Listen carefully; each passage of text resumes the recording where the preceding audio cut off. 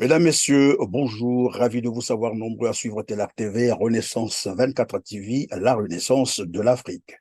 Quatre titres au menu de ce Flash Info Télar TV. D'abord, aux États-Unis, où des journalistes dénoncent la couverture médiatique biaisée de la guerre entre Israël et le Hamas. De son côté, l'ONU dénonce la mort scandaleuse d'au moins 99 de ses employés à Gaza. Nous reviendrons sur le Congo-Brazzaville avec la vente illicite des terres congolaises aux pays étrangers par les membres du régime Denis Sassou Nguesso.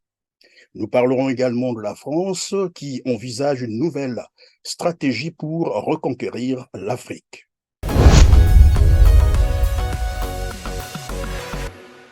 Encore bonjour à toutes et à tous. Aux États-Unis, des journalistes dénoncent la couverture médiatique biaisée de la guerre entre Israël et le Hamas. Après les lettres ouvertes signées par les intellectuels et des artistes, c'est au tour de plusieurs centaines de journalistes américains de prendre la plume pour exhorter à mettre fin à la violence contre les journalistes à Gaza et appeler, bien entendu, les rédactions occidentales à couvrir avec lucidité les atrocités répétées, perpétrées par Israël contre des Palestiniens. Il y a une chose que les médias français ne vous parlent pas et qui est pourtant absolument essentielle pour comprendre la guerre en Palestine, c'est à propos du Hamas. Bon, t'as déjà entendu parler de la version officielle, le Hamas ce sont des terroristes qui s'attaquent à des juifs parce qu'ils sont juifs et il faut les condamner. Et puis vu que Mélenchon les condamne pas, lui il est antisémite. Voilà, tu connais la chanson, il la répète en boucle à la télévision et à la radio depuis samedi. Si tu dis plus que ça ou si tu dis moins que ça, tu es éjecté de l'arc républicain et tout le monde magiquement a le droit de t'insulter dans les médias sans que ça ne dérange personne. Cette propagande-là, elle ne tient pas du tout face aux faits et à l'histoire. Plus de 750 journalistes travaillant dans des dizaines de médias, dont l'agence de presse Reuters, le Los Angeles Times, le Boston Globe ou encore le Washington Post ont signé une lettre ouverte mise en ligne le 9 novembre 2023 dans laquelle ils dénoncent le grand nombre de reporters tués par les frappes israéliennes à Gaza et critique la couverture de la guerre par les médias occidentaux, rapporte le Washington Post. Une bonne partie de ce texte se concentre sur le grand nombre des journalistes tués depuis le début du conflit, souligne le quotidien. De son côté, l'ONU déplore la mort scandaleuse de 99 de ses employés à Gaza. À en croire dans sa fureur et ce qu'il convient d'appeler une vengeance, l'armée israélienne semble tirer sur tout ce qui bouge à Gaza. Beaucoup trop de Palestiniens ont été tués, beaucoup trop ont souffert ces dernières semaines. Et nous voulons faire tout notre possible pour éviter tout préjudice. Il y a quelqu'un à l'intérieur?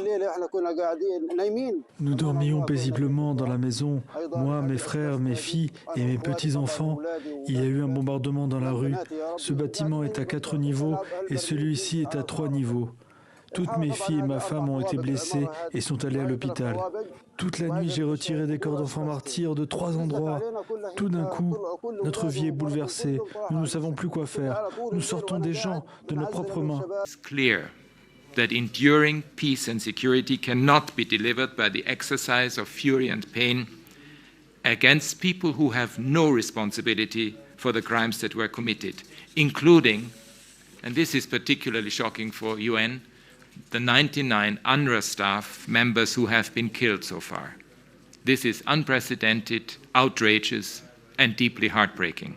Au Bénin, dans le cadre de l'opération Mirador, les forces de défense et de sécurité du Bénin ont mené plusieurs opérations offensives contre les groupes armés ces dernières semaines dans le nord du pays. Plusieurs individus armés non identifiés ont été neutralisés. Jeudi 9 novembre 2023, à l'aube, l'armée béninoise a neutralisé un autre terroriste à proximité d'une de ses positions à Porga. Il était soupçonné d'être en repérage pour son groupe. Ce jeudi, à l'aube, l'armée béninoise a neutralisé un terroriste à proximité d'une de ses positions à Porga. Il était soupçonné d'être en repérage pour son groupe. Des sources bien informées signalent plusieurs interventions du genre ces 15 derniers jours à Kompa, Boifo et Karani, zone où sévit visent les groupes armés. Nous sommes du côté des frontières du Niger et du Burkina Faso. L'armée ne communique pas de bilan sur le nombre de terroristes éliminés, mais il y en a eu à chaque opération. Du matériel abandonné a été également saisi dans une localité où l'ennemi avait séjourné, selon nos sources.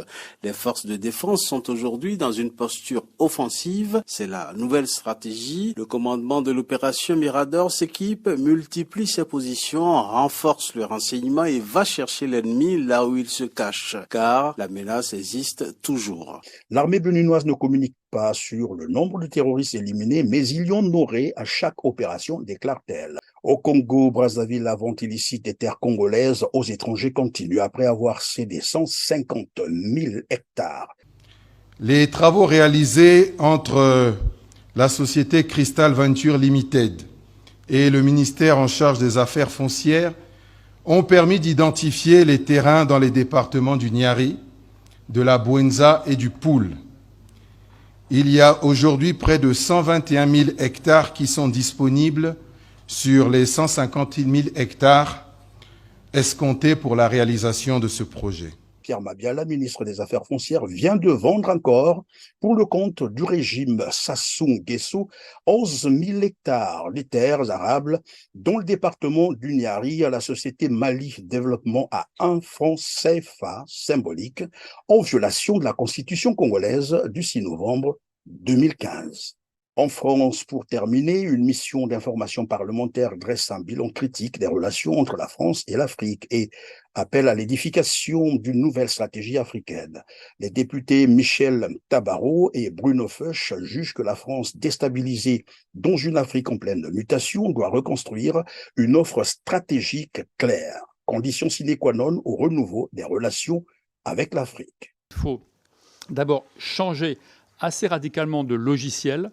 Et pour ça, il faut avoir un plan d'action. Ce n'est pas une ou deux mesures, mais comme Michel Tabarot l'a montré, c'est un plan d'action complet sur toutes les dimensions de notre action qui permettront de retrouver des relations équilibrées. C'est ce que souhaitent nos partenaires africains et respectueuses des intérêts des deux parties. En réalité, il faut voir que sur le terrain, nos amis, nos partenaires africains aiment plutôt les Français. En tout cas, on a de bonnes relations avec eux. Ils ne vous disent pas qu'ils n'aiment pas les Français. Ils vous disent qu'ils veulent une France autrement. Les relations individuelles sont bonnes, mais c'est les relations politiques. C'est l'action globale de la France qui provoque ces turbulences. Voilà, c'est la fin de cette édition, mesdames, messieurs. Merci de nous avoir suivis, partagés et likés pour nous aider à atteindre un plus grand nombre de téléspectateurs. Merci.